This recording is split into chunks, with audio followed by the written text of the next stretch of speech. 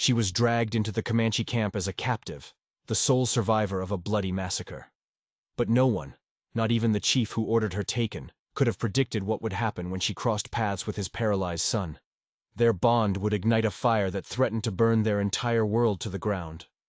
The scorching Texas sun beat down on the plains, the air so thick with heat it felt like a physical weight. This was Comanche territory in the summer of 1867, a place where survival was measured in hours, not days. On a high ridge, Chief Running Elk watched his warriors return. His face was a map of hard-won battles and deep losses, his eyes sharp enough to spot a hawk on the wind a mile away. His tribe was strong, but the world was closing in. White settlers, like a relentless tide, pushed deeper into their lands, bringing soldiers and rifles with them. He saw his most trusted friend, Swift Arrow, leading the party. But they weren't alone. Between the warriors rode a figure that made the chief's eyes narrow. A white woman, her auburn hair caked with dust, her dress ripped and stained. She rode slumped on a pony, a ghost in the shimmering heat. The camp buzzed with whispers as Running Elk descended from the ridge. A captive, a prize, or something much, much more dangerous. "What is this, my brother?" Running Elk's voice was low, like rocks grinding together. Swift Arrow swung down from his horse, his face a mask of grim duty. "We found her by the burned wagons. Soldiers had been there. They killed everyone, but they missed her. She was hiding in the brush like a frightened rabbit." The woman, Sarah, looked up. Fear was plain in her eyes, but beneath it was a flicker of something else. Defiance. She wasn't a rabbit, she was a survivor. Her eyes swept the camp, taking in the strange faces, the buffalo hide lodges, the smell of smoke and cooked meat. This was a new world, and it was a world that wanted to swallow her whole. "Your name?" Running Elk asked, his English rough and broken. She hesitated for a heartbeat. A wrong answer could mean death. "Sarah," she said, her voice a dry whisper. "Sarah Miller." "Why were you alone?" the chief pressed. "My husband. They killed him in the attack," she stammered, the memory fresh and raw. "I heard the guns. I ran. I've been walking for 2 days." Running Elk gave a solemn nod. He knew loss. The settlers and their soldiers had brought nothing but loss to his people. "You will stay here," he declared. "We will decide what to do with you." Sarah's head snapped up. Panic flared in her eyes. "Please, no. I have family at Fort Richardson. They'll pay you. They'll give you anything for my return." He raised a hand, silencing her. "The soldiers hunt our people. We cannot go near their forts. It is not safe." He turned to an older woman, her face as wrinkled and wise as the ancient land. "Mourning Dove, take her to your lodge. Give her food, water." As Sarah was led away, a new piece on a board she didn't understand, Running Elk's thoughts turned to his son. Little Wolf. Once, he was the pride of the tribe, a warrior with the speed of his namesake and the strength of a bear. 20 summers old, he was destined for greatness, until 2 years ago. A fall from his horse during a buffalo hunt had shattered more than his body. It had shattered his spirit. His legs were useless, and he had not left his lodge since that day, a living ghost trapped in a broken shell. The chief walked toward his son's dwelling, the weight of his tribe and his family heavy on his shoulders. Inside, the air was still and smelled of leather and regret. Little Wolf sat on a buffalo robe, his useless legs stretched before him. His hands, still strong, were methodically working an arrow shaft, but his eyes were empty. They were the eyes of a man who had already died. "My son," Running Elk said, his voice softer now. "Warriors brought a white woman. Her husband is dead." Little Wolf didn't even look up from his work. "What is this to me, father? Will her tears make my legs work again?" Running Elk's heart ached. "No, but she must learn our ways to survive here. Perhaps you could teach her." A bitter, humorless laugh escaped Little Wolf's lips. "Teach her? What can I teach? I cannot ride. I cannot hunt. I am a child who must be carried from place to place. I am nothing." "You speak their tongue," Running Elk insisted, his patience wearing thin. You learned it at the mission school before you came back to us. Your mind is sharp, my son. Your legs are weak, but your mind is a weapon. He placed a hand on his son's shoulder. Think on it. A man needs a purpose to live. After his father left, Little Wolf sat in the suffocating silence, the unfinished arrow limp in his hands. Outside, he could hear the sounds of life. Children laughing, women calling to one another, the distant drumming of men preparing for a hunt. It was a symphony of a life he could no longer join. And now, a new sound was about to be added to the chorus, the sound of a white woman's footsteps. He had no idea those footsteps were walking straight toward a secret that would connect them both, a dark truth that had been buried for 2 long years. He thought his life was over. It was just beginning. The next morning, Mourning Dove led Sarah to the entrance of Little Wolf's lodge and left her there. The flap was pushed aside, and Sarah stood awkwardly, a prisoner being presented to her jailer. "You may sit," a voice said from the shadows. It was English, clear and unaccented, and it startled her. She stepped inside, her eyes adjusting to the dim light. He sat across the small cold fire pit, his legs covered by a fur robe. His face was sharp, intelligent, but his eyes were hard as flint. "They say you speak English well," she said, lowering herself to the ground, keeping her distance. "I was a prisoner once, too," he replied, his voice flat, devoid of emotion. "At a mission school. They taught me their words before I escaped and remembered my own." He looked her over, a long, calculating gaze. "My father says I am to teach you how to survive here." Sarah's heart pounded in her chest. "And I am to stay? Until the trouble with the soldiers is over?" "That could be many moons," he said, and the words fell like stones. "Perhaps forever." That was it. The final thread of her composure snapped. "I can't," she whispered, the words choked with despair. "I have a sister, Rebecca. She's alone now. She'll think I'm dead." "And yet here you are," Little Wolf said. "It wasn't cruel. Just a simple, brutal fact. If you run, the planes will kill you. Or the soldiers will find you and kill you, thinking you are one of us. Your only chance is to learn. And to wait." Tears burned her eyes, but she forced them back. She would not show weakness, not to him. "What choice do I have?" she asked, her voice trembling with rage and grief. "None," he answered, and for the first time he gestured to his lifeless legs. "Just as I had no choice when my horse fell." He met her gaze, and for a fleeting second, she saw past the anger. She saw a flicker of shared loss, a shared imprisonment. "We are both trapped, Sarah Miller. The Great Spirit has set our paths. We can only walk them." But Little Wolf knew more than he was saying. He knew the Great Spirit hadn't made his horse fall. Something else had, someone else. And he had a terrible suspicion that whatever happened to him was somehow connected to the massacre that had brought this woman to his lodge. Days bled into weeks. The fierce Texas summer raged on, and Sarah found a strange, precarious rhythm in the Comanche camp. Mornings were for work, learning from Mourning Dove how to scrape hides, find edible roots, and patch lodges. The younger women sometimes mocked her clumsy attempts, their laughter like sharp pebbles, but Mourning Dove's stern glare was all the protection she needed. Afternoons belonged to Little Wolf. In the cool dimness of his lodge, he became her teacher. He drilled her in the Comanche language, the sounds guttural and strange on her tongue. He told her stories of their gods, their traditions, their laws. The tension between them remained, a tightly wound cord of suspicion and resentment, but underneath it, something else was growing, a reluctant respect. "No, not like that," he corrected her sharply as she fumbled a Comanche word for the 3rd time. "The tongue must be flat. Listen." He repeated it, his voice precise. Sarah let out a frustrated sigh. "It's impossible. Your words feel like stones in my mouth." "I learned your language when I was a boy," he shot back, a challenge in his eyes. "You had no choice," she retorted, throwing his own words back at him. A faint, almost imperceptible smile touched his lips. "True. And now, neither do you." She watched him as he spoke. She saw the way the other tribe members treated him. They respected him as the chief's son, but they kept their distance. His brokenness made them uncomfortable.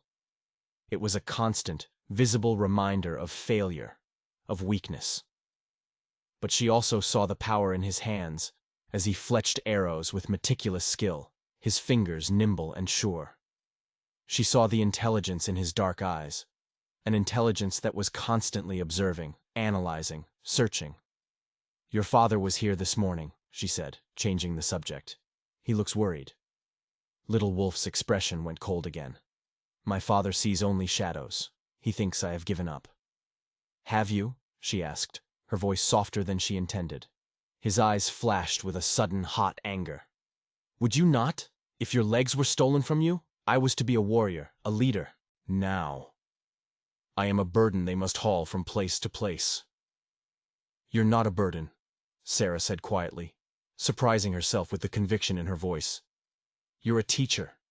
The stories you tell, they have power." He looked away, staring at the wall of the lodge. "Stories do not stop a soldier's bullet." A silence settled between them, broken only by the distant sounds of children playing. Sarah found herself thinking of her own child, a little boy taken by fever 2 winters ago. The memory was a fresh stab of pain. "I had a son," she said, the words tumbling out before she could stop them. "He would have been 3 years old this spring." She expected him to say nothing, to retreat back into his shell of bitterness. But instead, he turned to her, and the hardness in his eyes softened for a moment. He said, "The Great Spirit takes much from us." He paused, then added, "But sometimes it is to make room for something else." That evening, a new piece of the puzzle fell into place, and it was terrifying. Sarah was helping Morning Dove cook the evening meal when she noticed one of the younger women, one who had been particularly cruel to her, wearing a necklace. It was a simple silver locket. Sarah's blood ran cold. She knew that locket. She had seen it every day for 5 years. It had belonged to her husband, Thomas. He was never without it. The woman saw her staring and shot her a venomous glare, clutching the locket protectively. Sarah felt the ground shift beneath her feet. Swift Arrow had said soldiers killed her husband. But that locket wasn't found on the battlefield. It was here, in the Comanche camp, worn as a trophy. Her captors weren't just her captors. They were her husband's murderers, and she was living among them. Later that night, sleep was impossible. The image of the locket was burned into her mind. She slipped out of Morning Dove's lodge, the cool night air a shock to her skin. The camp was quiet, sleeping under a blanket of stars. She found herself drawn, as if by an invisible string, to Little Wolf's lodge. From inside, she heard a sound that stopped her in her tracks. It was music. A haunting, mournful melody played on a wooden flute. It was the sound of pure, undiluted sorrow, a grief so profound it seemed to give the darkness a voice. It resonated with the terror and loss churning inside her. Forgetting all custom, she pushed aside the flap and entered. He sat by the embers of his fire, the flute in his hands. He didn't seem surprised to see her. "It is impolite to listen in secret," he said, his voice quiet. "I couldn't sleep," she whispered, her voice shaking. "I heard the music." "It is a song for the spirits," he explained, setting the flute aside.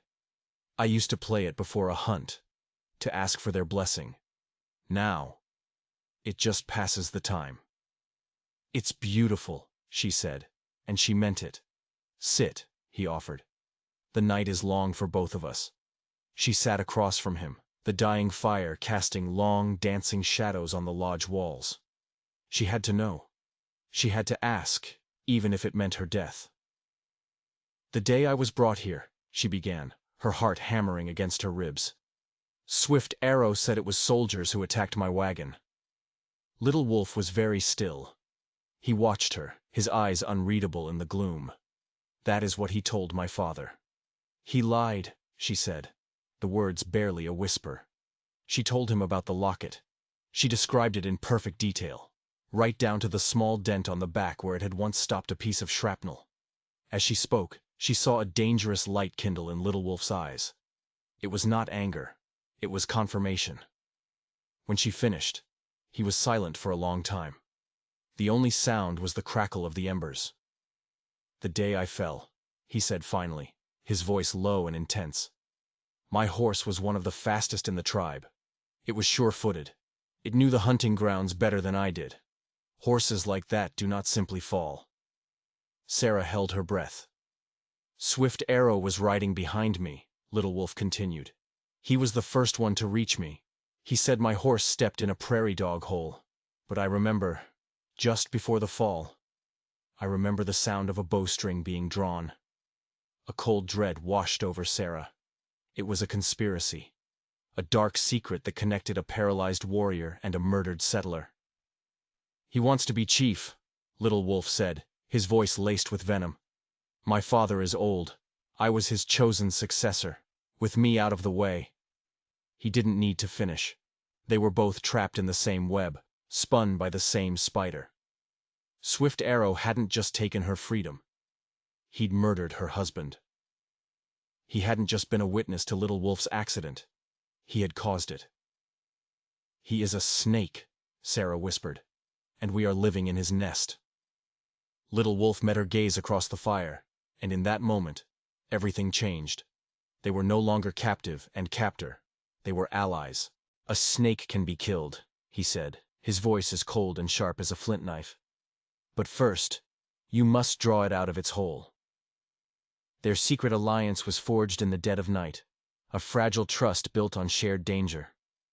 They were two broken people, a woman who had lost her future and a man who had lost his past, and together they were going to uncover the truth, or die trying. Their every move was now a calculated risk. During Sarah's language lessons, they spoke in English, their voices low, weaving their plans between Comanche words. Little Wolf was the strategist, his mind sharp and analytical. He knew the people, the politics, the intricate web of loyalties and rivalries within the tribe. Sarah was his eyes and ears, moving through the camp, observing, listening. She was an outsider, which made her both invisible and suspicious. Her first task was to get a closer look at the locket. The woman who wore it was named Whispering Reed. She was young, arrogant, and part of Swift Arrow's inner circle. Sarah started watching her, learning her routines. Whispering Reed often went to the stream alone in the early morning to collect water. This was her chance. One morning, Sarah followed her, moving silently through the tall grass. As Whispering Reed knelt by the water's edge, Sarah approached, feigning a friendly gesture.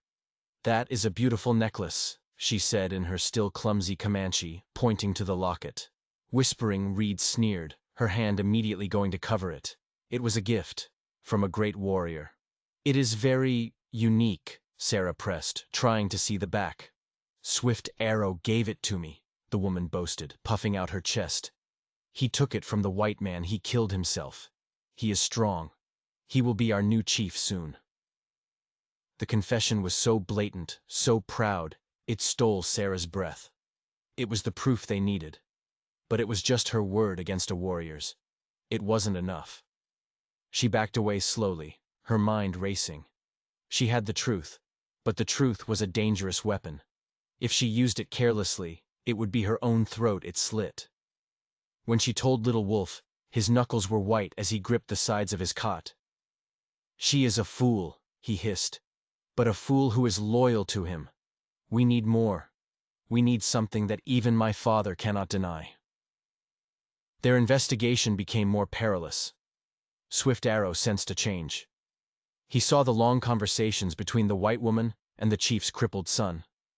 He saw a new light in Little Wolf's eyes, a fire he had worked so hard to extinguish. He started watching Sarah. His eyes would follow her through the camp, cold and menacing. He began to sow seeds of distrust against her. He would tell others that she was lazy, that she was hoarding food, that she was speaking ill of the tribe. Small lies, designed to isolate her, to turn her only protector, Mourning Dove, against her. One afternoon, Swift Arrow confronted her directly. He cornered her behind the tanning racks, away from the prying eyes of the camp.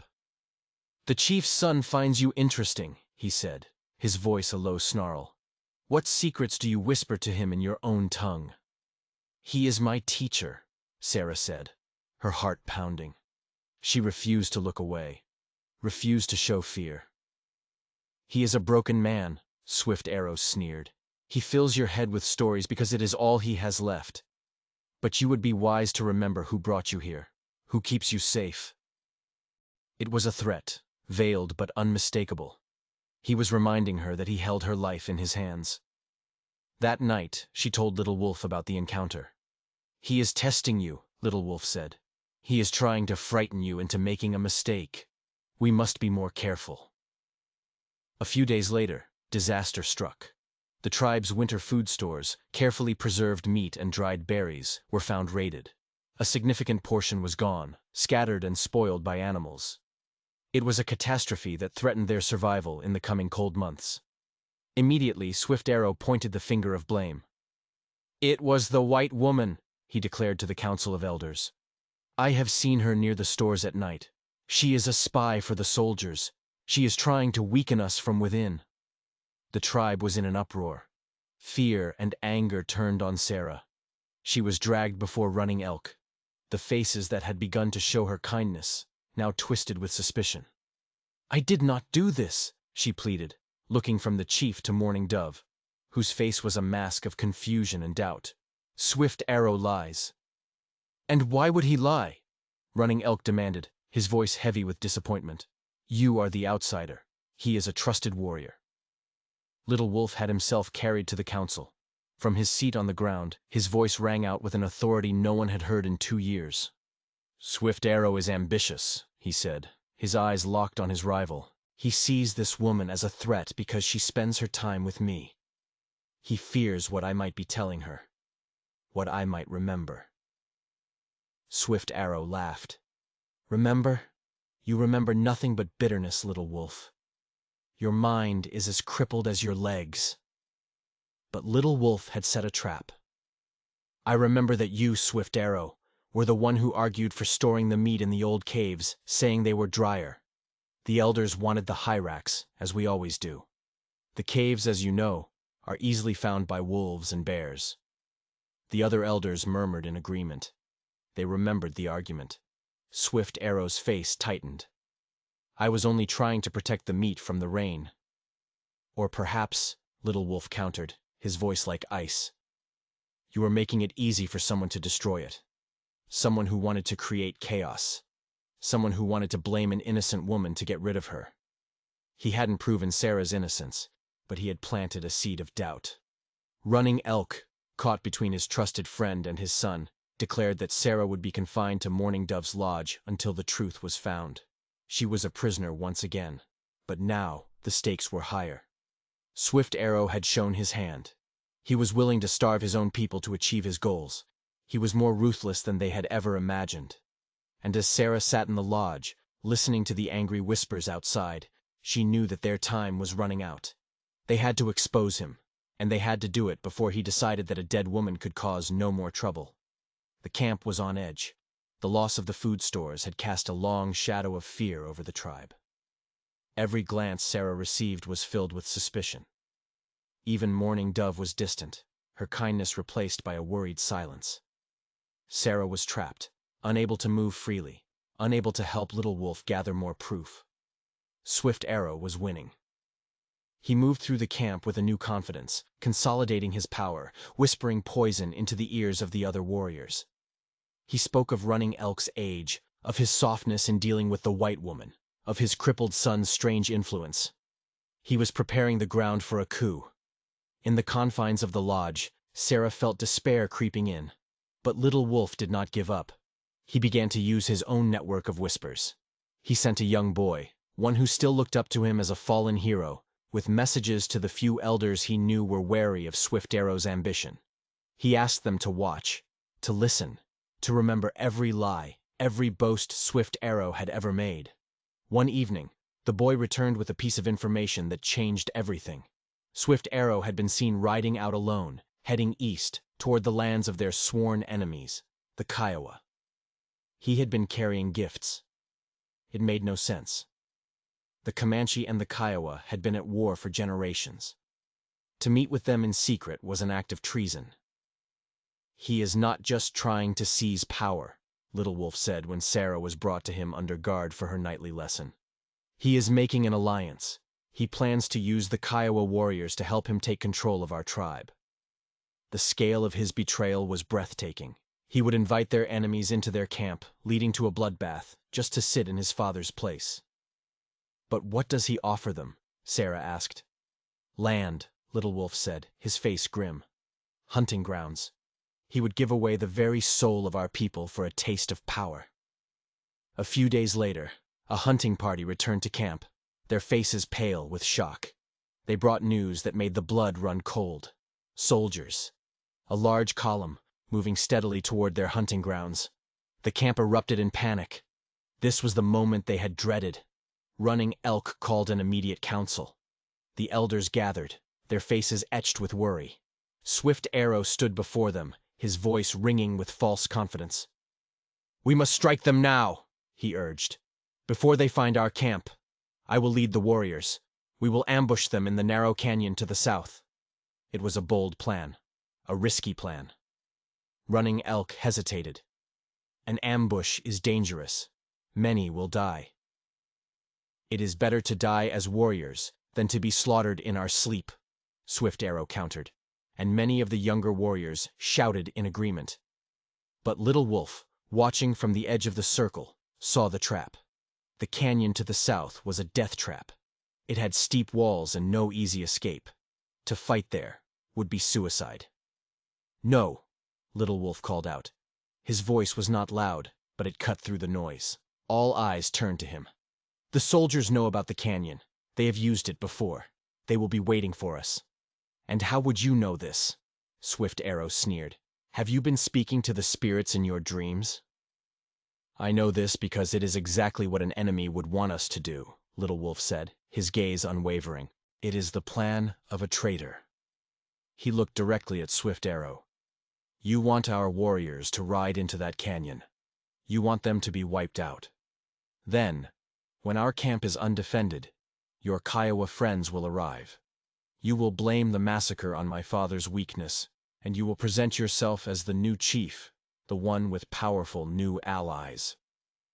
The accusation hung in the air, stunning the council into silence. Swift Arrow's face contorted with rage. "You are insane! The bitterness has rotted your mind. You would rather see us all die than see another man lead the warriors you can no longer join." Running Elk looked at his son, then at his trusted friend. He was torn. Little Wolf's theory was monstrous, but Swift Arrow's plan felt reckless. The tribe was divided. To follow Swift Arrow might mean glory, or it might mean annihilation. To listen to the crippled son of the chief felt like cowardice. The decision had to be made. As the council argued, Sarah knew she had to do something. She remembered the stories Little Wolf had told her, the intricate traditions of his people, and she remembered the eagle dance. It was more than a dance. It was a story, a message. During celebrations, warriors would use it to recount their victories. What if she could use it to tell a different kind of story? What if she could use it to reveal the truth? It was a desperate gamble. A white woman performing a sacred dance to accuse a powerful warrior of treason? They would think she was mad. They might kill her where she stood. But it was the only chance they had. As the sun began to set, casting long, bloody shadows across the plains, the tribe prepared for what could be their final battle, and Sarah prepared for a dance that would either save them all or seal their doom. Running Elk, unable to reach a consensus, made a fateful decision. He would split their forces. He would lead the older, more experienced warriors to scout a different path, to see if the soldiers could be avoided. He gave Swift Arrow command of the younger, more aggressive warriors, giving him permission to engage the soldiers in the canyon if he deemed it necessary. It was a compromise, and like all compromises made in fear, it was a terrible mistake. It gave Swift Arrow exactly what he wanted: a war party of his own, loyal to him, ready to die for his ambition. As the warriors prepared their weapons and painted their faces for war, Sarah went to Little Wolf. "I am going to dance," she told him. He looked at her, his eyes widening in disbelief. "What? Now?" "Tonight," she said, her voice steady. "The eagle dance. But I will change it. I will tell the story of the locket, the story of the spoiled grain, the story of the meeting with the Kiowa." "They will not understand," he said, shaking his head. "It is too complex, too subtle." "You taught me the movements," she replied, "but you also taught me their meaning. The hand gesture for snake, the footwork that means lie, the turn that signifies betrayal. It's all there. I can show them." It was a wild, desperate plan, but as Little Wolf looked at the determination in her eyes, he saw a sliver of hope. He spent the next hour coaching her, refining the movements, helping her weave the gestures of the dance into a silent accusation. That night, as the war parties prepared to leave, a great fire was lit in the center of the camp. Drums began to beat a solemn, heavy rhythm. It was a ceremony to ask the spirits for victory. Sarah, dressed in the buckskin dress Mourning Dove had made for her, walked into the center of the circle. A hush fell over the crowd. What was the white woman doing? She looked at Running Elk, and in her broken Comanche she said, "Let me dance for the warriors, for victory." The chief, his face weary and troubled, nodded his permission. The drumming started again, the familiar rhythm of the eagle dance. Sarah began to move. At first, she performed the dance as Little Wolf had taught her, her arms like wings, her steps precise. The tribe watched, impressed by her skill. Then, she began to change it. She made the gesture for a warrior, strong and proud. Then she made the sign for a snake, hiding in the grass. Her hands formed the shape of a locket, and she pretended to place it around another's neck, her eyes landing for a split second on Whispering Reed. She stomped her feet in a pattern that meant false trail, then pointed toward the food stores and made a gesture of spoiling. The crowd began to murmur. They recognized the movements, but the story they told was new and disturbing. Swift Arrow, watching from across the fire, realized what she was doing. His face darkened with fury. Sarah's dance grew more intense. She depicted a warrior riding east toward the rising sun, the direction of the Kiowa lands. She showed him meeting another chief, offering gifts, bowing his head in alliance, the ultimate sign of a Comanche warrior submitting to an enemy. Finally, she danced the battle in the canyon. But she did not show victory. She showed a trap. She depicted warriors falling, their spirits flying away, their bodies left for the vultures. She ended the dance by pointing a single, accusing finger directly at Swift Arrow. The drumming stopped. The silence was absolute.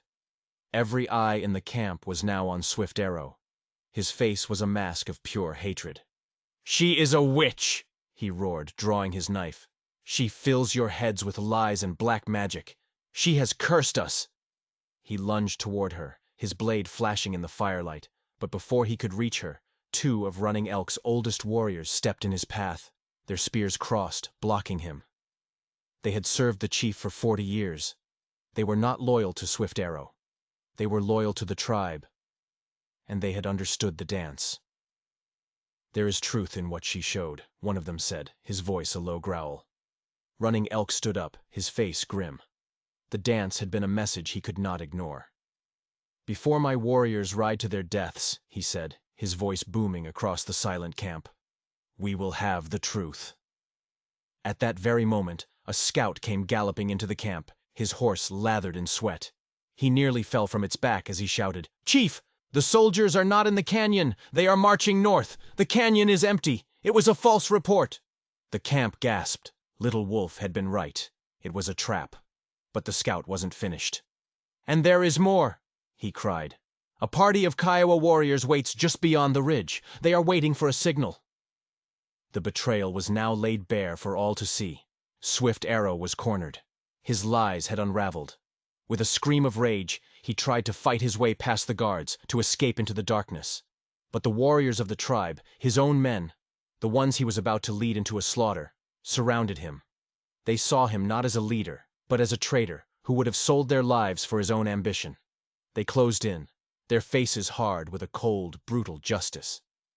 Sarah, breathless and shaking, watched as the man who had murdered her husband and crippled her friend was finally brought down. She had not used a weapon. She had used a story. And it had been more powerful than any knife or gun.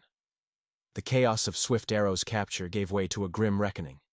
He and the handful of warriors still loyal to him were brought before the full council. Whispering Reed, terrified, confessed everything. She told them how Swift Arrow had boasted of killing Thomas and taking the locket. She admitted he had coerced her into helping him spoil the grain. The evidence was overwhelming. The justice of the Comanche was swift and absolute. Swift Arrow was not killed. He was given a fate worse than death. He was stripped of his name, his weapons, and his horse. He was declared an outcast, a ghost, and exiled to wander the plains alone, forever shunned by the people he had betrayed. To be without a tribe was to be nothing. He was condemned to a slow, lonely death. In the aftermath, the tribe was shaken, but it was also purified. The darkness that had been growing within it had been cut out. Running Elk, his authority restored, looked at his son with a newfound respect. Little Wolf could not lead a hunt, but his mind had saved them all. He had proven that a warrior's greatest strength was not in his legs, but in his courage and his wisdom. Sarah was no longer a captive or a suspect. She was a hero. The people looked at her with awe, the white woman who spoke with her feet, who had danced the truth and saved the tribe. Mourning Dove embraced her, tears streaming down her weathered cheeks, calling her daughter not as a title, but as a fact. A few days later, as a fragile peace settled over the camp, Little Wolf asked Sarah to come to his lodge. The air between them was different now. The secrets were gone, replaced by a deep, unspoken bond. He had prepared a gift for her. It was a flute, carved from cedar wood, with a small, intricate eagle etched into its side. "I cannot teach you the warrior's path," he said, his voice soft, "but I can teach you the songs of our people." Sarah took the flute, her fingers tracing the smooth wood. "I think you have taught me more about being a warrior than anyone," she replied. "You fought a battle no one else could see, and you won." He looked at her, his dark eyes searching her face. "My father says that when spring comes, he will help you find your sister. He will see you returned safely to your people." The words should have brought her joy. It was what she had prayed for, cried for. But now, the thought of leaving felt like a new kind of captivity. "And what if I don't want to go?" she asked, her voice barely a whisper. What if my people are here now?" Little Wolf's breath caught in his throat. "I am a broken man, Sarah. I cannot give you the life a woman deserves. I cannot provide for you or protect you in the way a husband should." She moved closer, kneeling beside him. She took his hand, her touch sending a shock through them both. "You are not broken," she said, her voice fierce with emotion. "You are the strongest man I have ever known. Your spirit is whole, and it is your spirit that I have come to love." Tears welled in his eyes, the first she had ever seen him shed. They were not tears of sorrow, but of a profound, overwhelming release. "My fall was not an ending," he whispered. "It was the path that led me to you." That spring, Running Elk did not prepare to return Sarah to the white world. Instead, he announced a wedding. The tribe celebrated with a joy and fervor that washed away the memory of their near destruction. Sarah, standing beside Little Wolf, wore the buckskin dress of a Comanche bride. She did not dance the eagle dance this time. She played the flute, a song of her own, a song of a new beginning. They built a new life together, a bridge between two worlds. Little Wolf, with Sarah by his side, became one of the wisest counselors his father had ever known. His inability to walk forced him to see the world differently, to find solutions in thought and word rather than in force. Sarah learned the songs, the stories, the healing herbs of the Comanche. She became a respected woman of the tribe, a mother to orphaned children, her auburn hair a familiar sight of comfort and strength. Months later, they traveled to a trading post, a neutral ground. A slender woman with the same auburn hair was waiting there, her face a mixture of hope and fear. It was Rebecca. The sisters embraced, a chasm of time and experience between them. Sarah introduced her husband, Little Wolf, who met his sister-in-law's gaze with quiet dignity. Rebecca saw not a savage or a cripple, but the man who had saved her sister's life, and who looked at her with an undeniable love. It was not the reunion Rebecca had imagined, but in her sister's eyes she saw a happiness so deep and true that it transcended culture, transcended tragedy. Sarah had not just survived, she had found her home. As they rode back to the Comanche camp, Sarah beside the travois that carried her husband, she knew her journey had been a strange one. She had been taken as a captive, but in the heart of the wild Texas plains, among a people she was supposed to fear, she had found the one thing she never knew she was searching for: true freedom. If you were moved by Sarah and Little Wolf's incredible story of courage and love, don't forget to hit that subscribe button and ring the notification bell. You never know what other hidden stories of the Untamed West will uncover next.